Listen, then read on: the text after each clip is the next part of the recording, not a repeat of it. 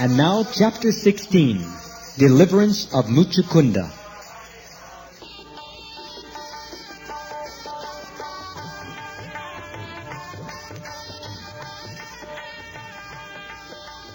When Krsna entered the cave of the hill, Kalayavan followed, chastising him with various harsh words. Krsna suddenly disappeared from the demon's sight, but Kalayavan followed and also entered the cave. The first thing he saw was a man lying down asleep within the cave. Kalayavan was anxious to fight with Krsna, and when he could not see Krsna, but instead saw only a man lying down, he thought that Krsna was sleeping within this cave. Kalayavan was very puffed up and proud of his strength, and he thought Krsna was avoiding the fight. Therefore he strongly kicked the sleeping man, thinking him to be Krsna. The sleeping man had been lying down for a very long time. When awakened by the kicking of Kalayavan, he immediately opened his eyes and began to look around in all directions. At last, he saw Kalayavan standing nearby. This man was untimely awakened and therefore very angry, and when he looked upon Kalayavan in his angry mood, rays of fire emanated from his eyes, and Kalayavan burned to ashes within a moment.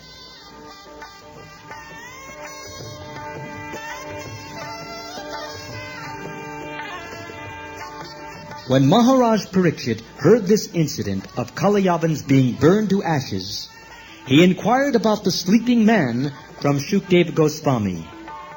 Who was he? Why was he sleeping there? How had he achieved so much power that instantly, by his glance, Kalayavan was burned to ashes? How did he happen to be lying down in the cave of the hill? He put many questions before Shukdeva Goswami, and Shukdeva Goswami answered as follows. My dear king, this person was born in the very great family of King Ikshvaku, in which Lord Ramachandra was also born, and he happened to be the son of a great king known as Mandata. He himself was also a great soul, and was known popularly as Mucukunda. King Mucukunda was a strict follower of the Vedic principles of Brahminical culture, and he was truthful to his promise. He was so powerful that even demigods like Indra used to ask him to help in fighting the demons, and as such, he often fought against the demons to protect the demigods.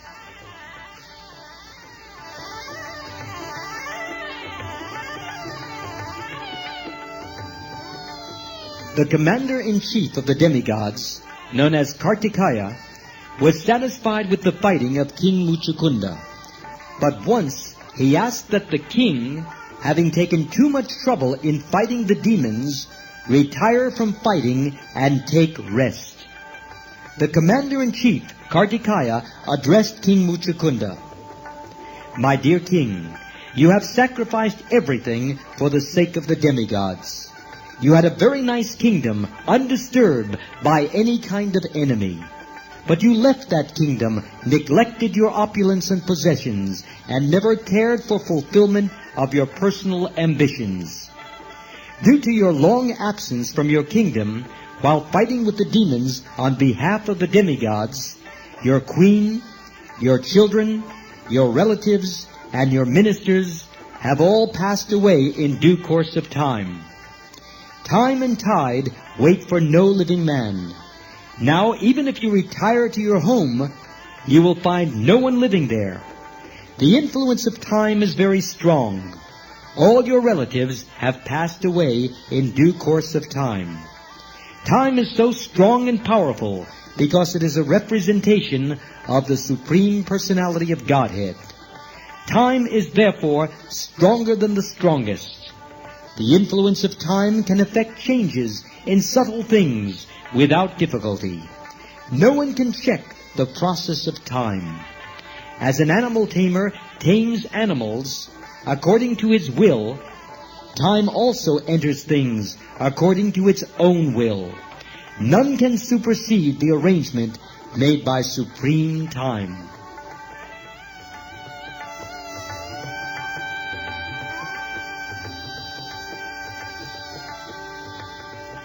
Thus addressing Mucukunda, the demigod requested him to ask any benediction he might be pleased with, except the benediction of liberation.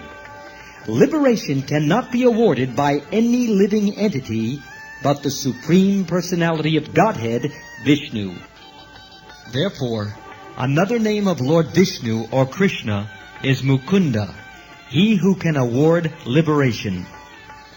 King Mucukunda had not slept for many, many years. He was engaged in the duty of fighting, and therefore he was very tired. So when the demigod offered a benediction, Mucukunda simply thought of sleeping.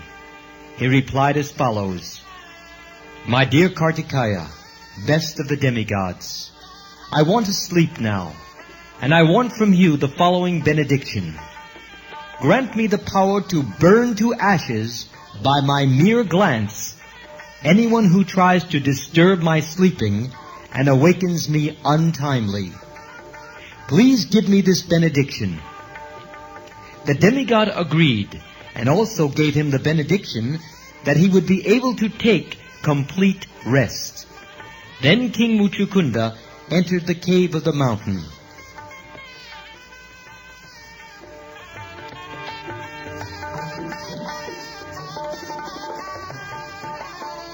On the strength of the benediction of Kartikeya, Kalayavan was burned to ashes simply by Mucukunda's glancing at him. When the incident was over, Krishna came before King Mucukunda. Krishna had actually entered the cave to deliver King Mucukunda from his austerity, but Krishna did not appear before him first. He arranged that Kalayavan should come before him. That is the way of the activities of the Supreme Personality of Godhead. He does one thing in such a way that many other purposes are served. He wanted to deliver King Mucukunda, who was sleeping in the cave, and at the same time he wanted to kill Kalayavan, who had attacked Mathura city. By this action he served all purposes.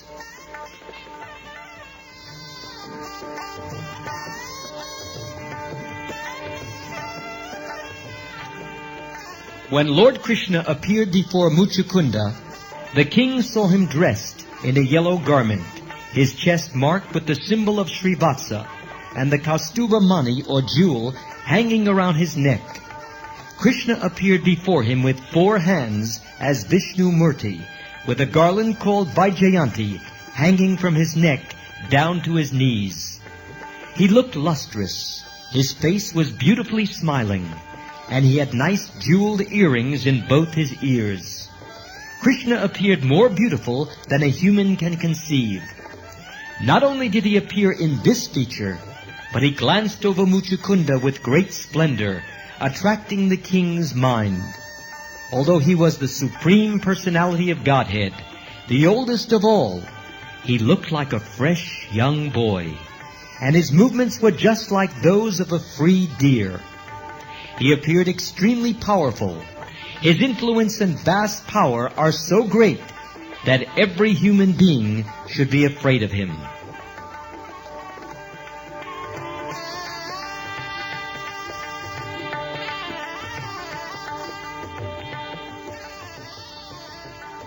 When King Mucukunda saw Krishna's magnificent features, he wondered about his identity, and with great humility, he asked the Lord, "My dear Lord, may I inquire how it is that you happen to be in the cave of this mountain?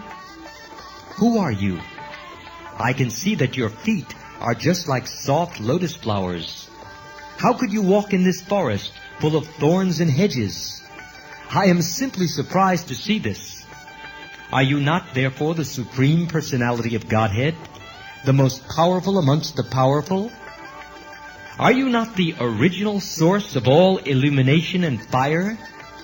Can I consider you one of the great demigods like the sun, the moon, or Indra, king of heaven? Or are you the predominating deity of any other planet? Mucukunda knew well that every higher planetary system has a predominating deity. He was not ignorant like modern men who think that this planet Earth is full of living entities and all others are vacant. The inquiry from Mucukunda about Krishna's being the predominating deity of a planet unknown to him is quite appropriate. Because he was a pure devotee of the Lord, King Mucukunda could immediately understand that Lord Krishna, who had appeared before him in such an opulent feature, could not be one of the predominating deities in the material planets. He must be the Supreme Personality of Godhead, Krishna, who has his many Vishnu forms. He therefore took him to be Purushottam, Lord Vishnu. He could see also that the dense darkness within the mountain cave had already dissipated by the Lord's presence. Therefore, he could not be other than the Supreme Personality of Godhead. He knew very well that wherever the Lord is personally present by his transcendental name, quality, form, and so on, there cannot be any darkness of ignorance. He is like a lamp placed in the darkness. He immediately illuminates a dark place.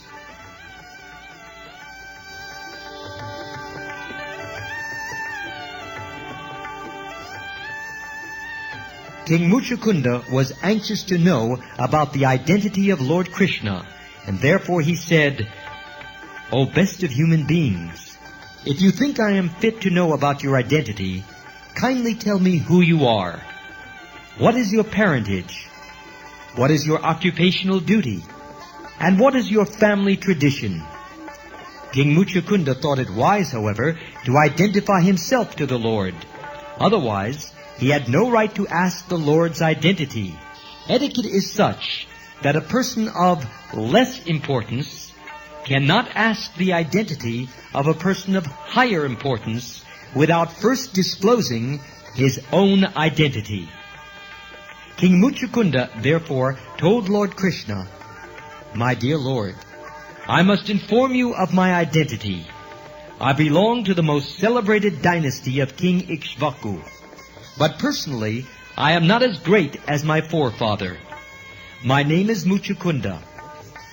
My father's name was Mandata, and my grandfather's name was Yuvanashva, the great king.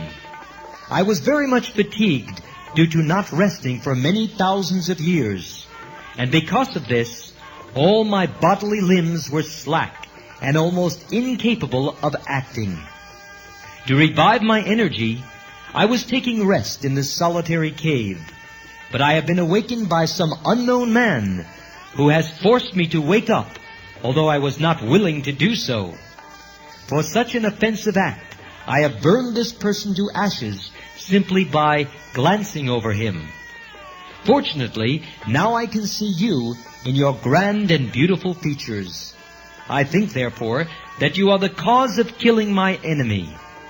My dear Lord, I must admit that due to your bodily effulgence, unbearable to my eyes, I cannot see you properly. I can fully realize that the influence of your effulgence has diminished my power. I can understand that you are quite fit for being worshipped by all living entities.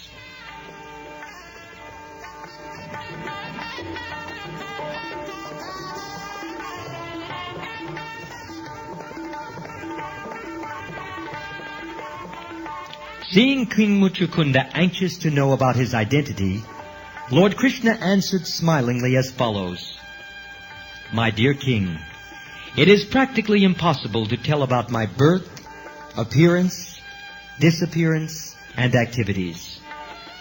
Perhaps you know that my incarnation, Anantadev, has unlimited mouths, and for an unlimited time, he has been trying to narrate fully about my name, fame, qualities, activities, appearance, disappearance, and incarnations. But still, he has not been able to finish. Therefore, it is not possible to know exactly how many names and forms I possess. It may be possible for a material scientist to estimate the number of atomic particles which make up this earthly planet, but the scientist cannot enumerate my unlimited names, forms, and activities. Many great sages and saintly persons try to list my different forms and activities, yet they have failed to make a complete list.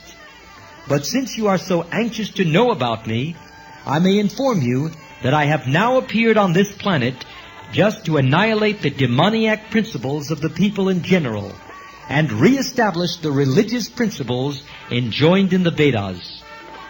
I have been invited for this purpose by Brahma, the superintending deity of this universe, and thus I have now appeared in the dynasty of the Yadus as one of their family members. I have specifically taken my birth as the son of Vasudeva in the Yadu dynasty, and people therefore know me as Vasudeva, the son of Vasudeva. You may also know that I have killed Kamsa, who in a previous life was known as Kalanemi, as well as Pralambasura, and many other demons. They have acted as my enemies, and I have killed them. The demon who was present before you also acted as my enemy, and you have very kindly burned him to ashes by glancing over him. My dear King Mucukunda, you are my great devotee, and just to show you my causeless mercy, I have appeared in this cave. I am very affectionately inclined toward my devotees, and in your previous life, before your present condition, you acted as my great devotee and prayed for my causeless mercy. I have therefore come to see you to fulfill your desire. Now you can see me to your heart's content. My dear King, now you may ask from me any benediction you wish, and I am prepared to fulfill your desire. It is my eternal principle that anyone who comes under my shelter must have all his desires fulfilled by my grace.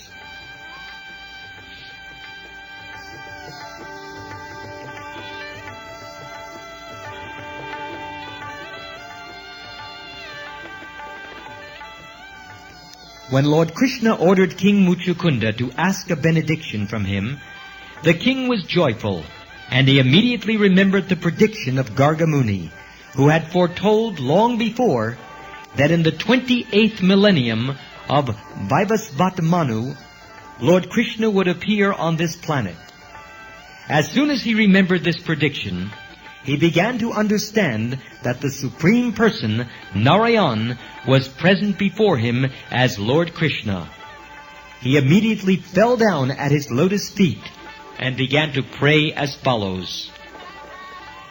My dear Lord, O Supreme Personality of Godhead, I can understand that all living entities on this planet are illusioned by your external energy and enamored of the illusory satisfaction of sense gratification. Being fully engaged in illusory activities, they are reluctant to worship your lotus feet. And because they are unaware of the benefits of surrendering unto your lotus feet, they are subjected to various miserable conditions of material existence. They are foolishly attached to so-called society, friendship, and love, which merely produce different kinds of miseries.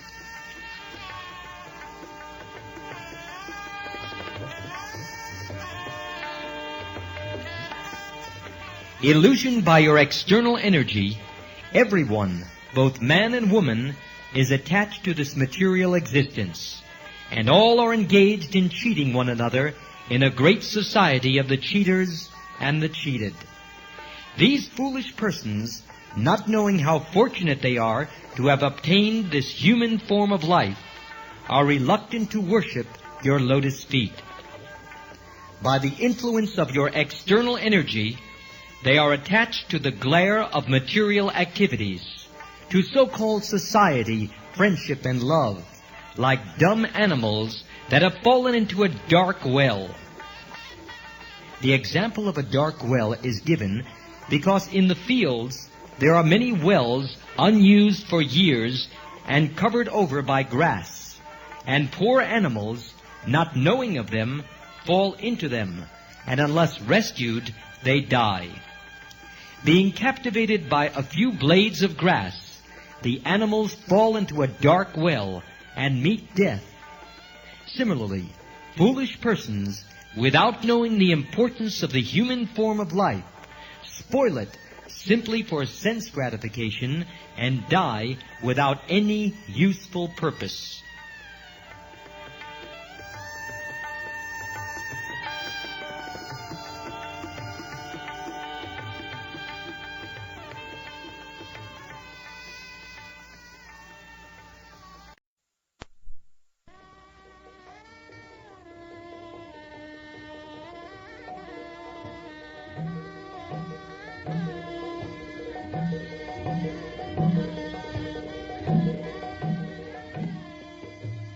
My dear Lord, I am not an exception to this universal law of material nature. I am also a foolish person who has wasted his time for nothing, and my position is especially difficult. On account of my being situated in the royal order, I was more puffed up than ordinary persons. An ordinary man thinks he is the proprietor of his body or his family, but I began to think in that way on a larger scale. I wanted to be the master of the whole world, and as I became puffed up with ideas of sense gratification, my bodily concept of life became stronger and stronger. My attachment for home, wife, and children, for money and supremacy over the world, became more and more acute. In fact, it was limitless. So I remained always attached to thoughts of my material living conditions.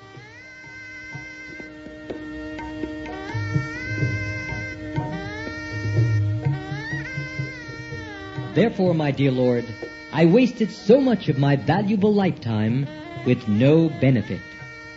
As my misconception of life intensified, I began to think of this material body, which is just a bag of flesh, bones, as the all in all, and in my vanity I believed I had become the king of human society. In this misconception of bodily life, I began to travel all over the world, accompanied by my military strength, soldiers, charioteers, elephants, and horses. Assisted by many commanders and puffed up by power, I could not trace out your lordship, who always sit within my heart as the most intimate friend. I did not care for you, and this was the fault of my so-called exalted material condition. I think that, like me, all living creatures are careless about spiritual realization and are always full of anxieties, thinking, what is to be done? What is next? But because we are strongly bound by material desires, we continue to remain in craziness.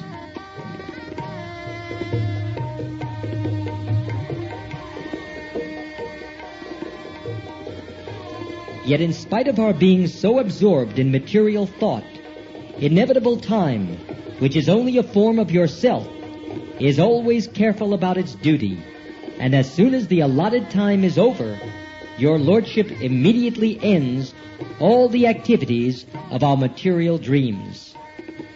As the time factor, you end all our activities as a hungry black snake swiftly swallows up a small rat without leniency. Due to the action of cruel time, the royal body, which was always decorated with gold ornaments during life, and which moved on a chariot drawn by beautiful horses, or on the back of an elephant nicely decorated with golden ornaments, and which was advertised as the king of human society, that same royal body decomposes under the influence of inevitable time, and becomes fit for being eaten by worms and insects, or being turned into ashes, or the stool of an animal. This beautiful body may be recognized as a royal body while in the living condition, but after death, the body of even a king is eaten by an animal and therefore turned to stool, or is cremated in a crematorium and turned to ashes, or is put into an earthly grave where different kinds of worms and insects are produced of it.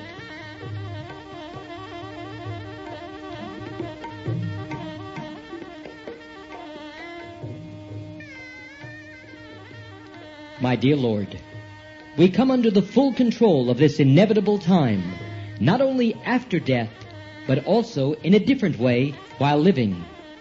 For example, I may be a powerful king, and yet when I come home after conquering the world, I become subjected to many material conditions. When I come back victorious, all subordinate kings may come and offer their respects. But as soon as I enter the inner section of my palace, I myself become an instrument in the hands of the queens, and for sense gratification, I have to fall down at the feet of women. The material way of life is so complicated that before taking the enjoyment of material life, one has to work so hard that there is scarcely an opportunity for peacefully enjoying. And to attain all material facilities, one has to undergo severe austerities and penances and be elevated to the heavenly planets. If one gets the opportunity to take birth in a very rich or royal family, even then he is always anxious to maintain the status quo and prepare for the next life by performing various sacrifices and distributing charity. Even in royal life, one is full of anxieties, not only because of political administration, but also in regard to being elevated to heavenly planets.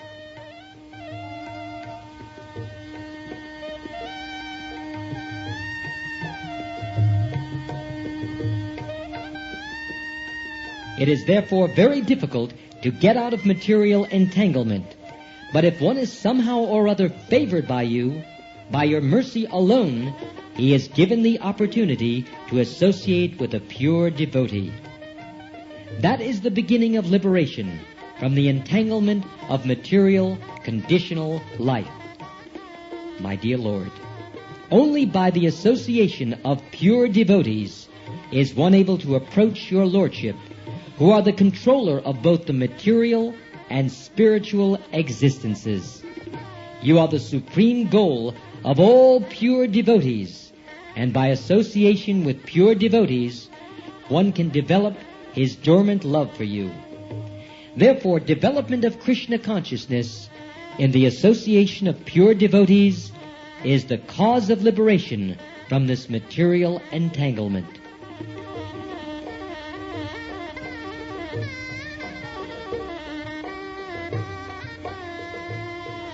My dear Lord, you are so merciful that in spite of my being reluctant to associate with your great devotees, you have shown your extreme mercy upon me as a result of my slight contact with such a pure devotee as Gargamuni.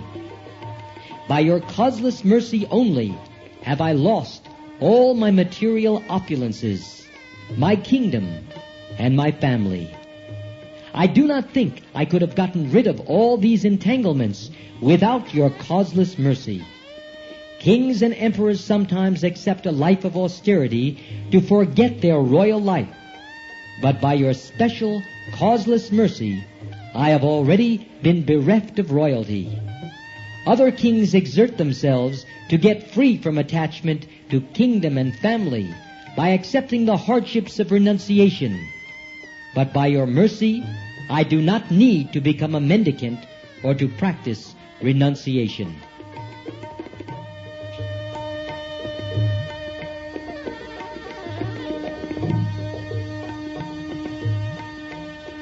My dear Lord, I therefore pray that I may simply be engaged in rendering transcendental loving service unto your lotus feet. This is the ambition of pure devotees, freed from all material contamination. You are the Supreme Personality of Godhead, and you can offer me anything I want, including liberation. But who is such a fool that after pleasing you, he would ask from you something which might cause entanglement in this material world? I do not think any sane man would ask such a benediction from you.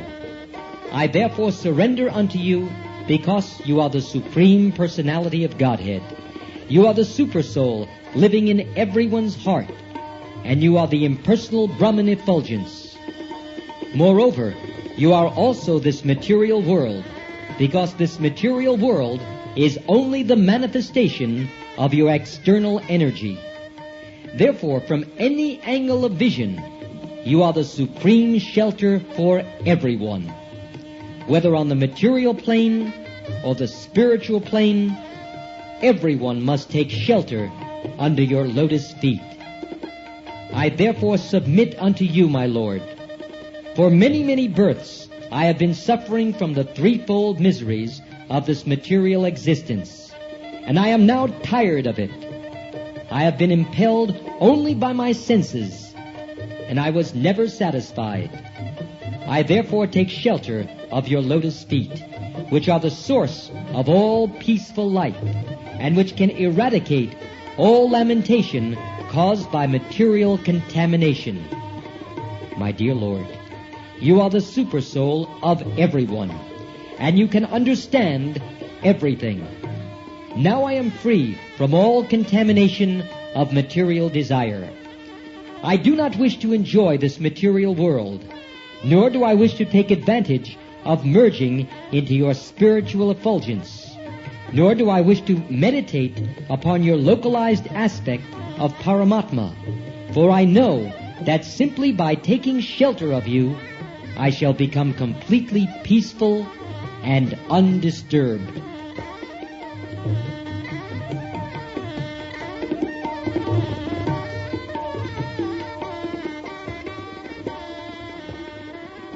On hearing this statement by King Mucukunda, Lord Krishna replied, My dear King, I am very much pleased with your statement. You have been the king of all the lands on this planet, but I am surprised to find that your mind is now freed from all material contamination. You are now fit to execute devotional service. I am most pleased to see that although I offered you the opportunity to ask from me any kind of benediction, you did not take advantage of asking for material benefits. I can understand that your mind is now fixed on me, and it is not disturbed by any material fault. The material qualities are three, namely goodness, passion, and ignorance.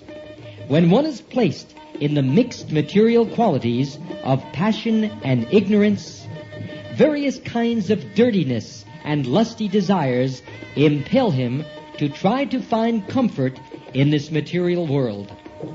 When situated in the material quality of goodness, one tries to purify himself by performing various penances and austerities. When one reaches the platform of a real Brahmin, he aspires to merge into the existence of the Lord. But when one desires only to render service unto the lotus feet of the Lord, he is transcendental to all these three qualities. The pure Krishna-conscious person is therefore always free from all material qualities.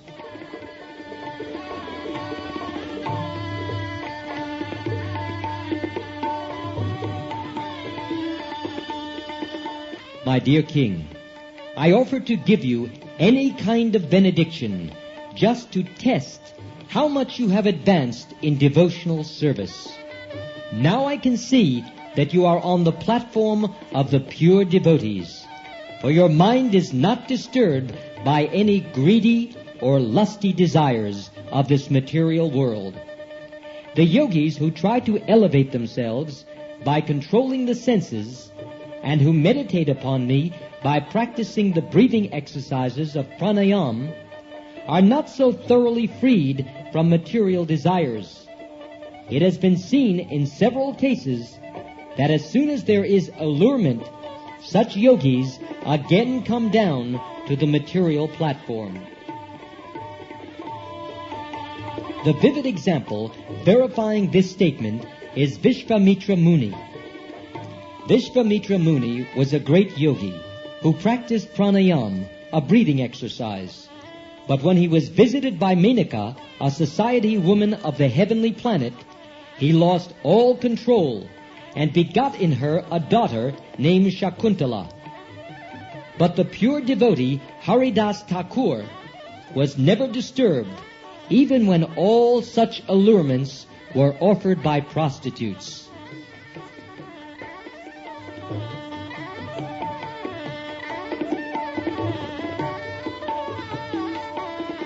My dear king, Lord Krishna continued, I therefore give you the special benediction that you will always think of me. Thus you will be able to traverse this material world freely, without being contaminated by the material qualities. This statement by the Lord confirms that a person in true Krishna consciousness, engaged in the transcendental loving service of the Lord, under the direction of the spiritual master, is never subject to the contamination of material qualities. My dear king, the Lord said, because you are a Kshatriya, you have committed the offense of slaughtering animals, both in hunting and in political engagements. To become purified, just engage yourself in the practice of bhakti yoga, and always keep your mind absorbed in me. Very soon you will be freed from all reaction to such sordid activities. In this statement it appears that although Kshatriyas are allowed to kill animals in hunting, they are not freed from the contamination of such sinful reactions.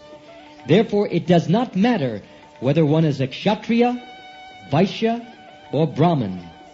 Everyone is recommended to take sannyas at the end of life, to engage himself completely in the service of the Lord, and thus to become freed from all sinful reactions of his past life.